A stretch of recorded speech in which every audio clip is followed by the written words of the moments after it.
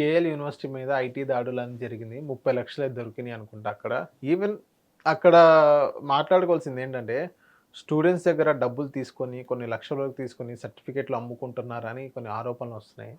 దానిపైన మీరేమంటారు సార్? 30 లక్షలు ఎంత దొరికినట్టున్నాయి. 30 లక్షలు 3 కోట్ల అంటే అంత పెద్ద యూనివర్సిటీ, డీమ్డ్ యూనివర్సిటీకి 30 లక్షలు దొరకడం తక్కువ. పెద్ద సమస్య ఏం కాదు. చాలా తక్కువ తక్కువ అది. ఆ!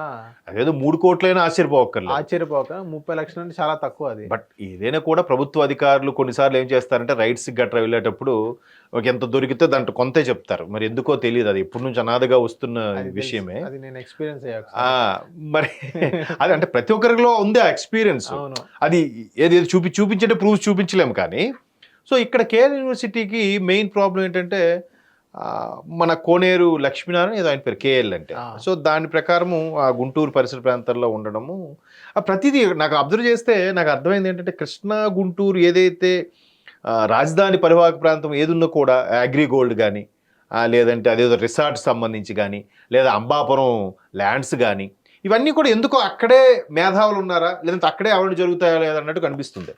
ఇప్పుడు దీనికి సంబంధించిన అక్రిడేషన్ ఏదైతే ఉందో NAAC national assessment accreditation card ఏదైతే ఉందో దానికి సంబంధించి వీళ్ళు కావాలని పట్టుబడి వినిపించుకున్నారని డబ్బులు ఇచ్చి దాన్ని ఇప్పుడు అలాంటి ISI కూడా అంతేనండి తెలుసా అండి. ISO 9000, ISO 9001, ISO 2000 అని ఇస్తుంటారా, అవి కూడా సెట్టింగ్లే సార్. ఒకప్పుడు ISI మార్కు ఉన్న మా ప్రోడక్ట్ కొంటే అబ్బా ఇది ISI మార్కు అనేవారు. ఇప్పుడు అది లేదు. ఏది నిజమో ఏది అబద్ధమో తెలియని పరిస్థితిలో ఉన్నాం మనం. గూగుల్ అంటే మొత్తం HD ప్రింట్ వస్తుంది. ఎగ్జాక్ట్లీ, అంటే వాస్తవాలు అవన్నీ.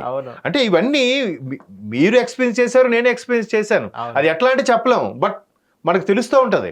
సో ఇక్కడ కూడా ఈ కేఎల్ యూనివర్సిటీ ఎవరైతే ఉన్నారో చైర్మన్గా ఈయన, లేదంటే సంబల్పూర్ యూనివర్సిటీ లేదా ఢిల్లీలో యూనివర్సిటీ, ఇట్లా చాలా ఉన్నాయి.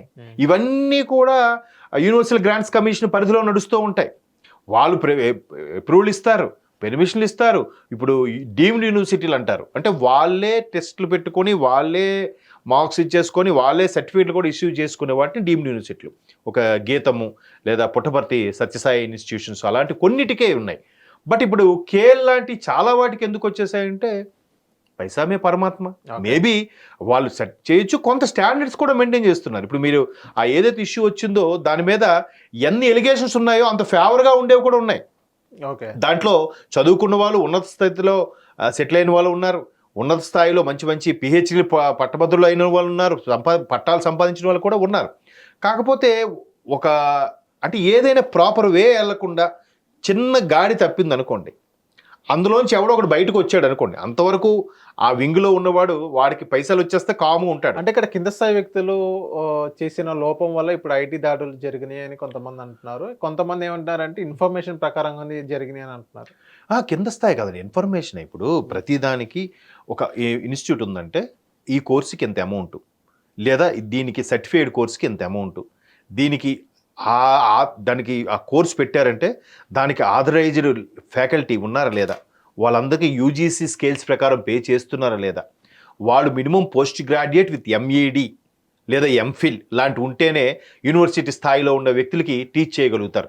సాధారణంగా స్కూల్ టీచర్స్కి ఉండే B.Ed PGతో పాటు ఎక్స్ట్రా క్వాలిఫికేషన్ ఉన్న వాళ్ళు PG అని కానీ MED కానీ MPhil కానీ PhD స్థాయి వ్యక్తులు అక్కడ టీచ్ చేస్తుంటారు. ఆ స్థాయి ఉండే వాళ్ళకే వాళ్ళు UGC కూడా కొంత పే స్కేల్, కొంత కాలేజీ ఎయిడెడ్ స్కూల్స్ లాగా కొంత పే చేస్తూ ఉంటుంది. సో అలాంటి స్టాండర్డ్స్ ఎప్పుడైతే మెయింటైన్ చేయలేదో ఖచ్చితంగా మెల్లమెల్లగా అటువంటి ఇన్స్టిట్యూట్స్ కానీ అటువంటి సంస్థలు కానీ యూనివర్సిటీలు కానీ తెరమరుగైపోతుంటాయి. అవి స్టాండర్డ్గా మెయింటైన్ చేసినప్పుడే ఆటోమేటిక్గా ఇది అవుతాయి. ఇప్పుడు కేఎల్ యూనివర్సిటీ మీద మచ్చబడిపోయింది అంటారా సార్? మచ్చపడినా కూడా ఎన్నాళ్ళు గుర్తుపెట్టుకుంటారండి. ఆల్రెడీ ఇప్పుడు కొన్ని వందల మంది చదువుతున్నారు, వేల మంది ఉన్నారు, ఇప్పుడు వేల మంది చదువుతున్నారు. వీళ్ళందరి భవిష్యత్తు ఏం కావాలి? ఒక్కసారిగా దాని మీద మూసేసే పరిస్థితికి వచ్చింది అనుకోండి, వీళ్ళందరూ ఎక్కడ పడతారు? అవును, వాళ్ళ చదువులు ఏమవ్వాలి? వాళ్ళు ఒక అకాడమిక్ ఇయర్ లాస్ అయితే విద్యార్థి భవిష్యత్తులో ఎంత లాస్, అది ఆ పేరెంట్స్కి ఎంత పెయిన్. మరి ఇవన్నీ స్టాండర్డ్స్ చూసే వీళ్ళు జాయిన్ అవుతుంటారు కదా.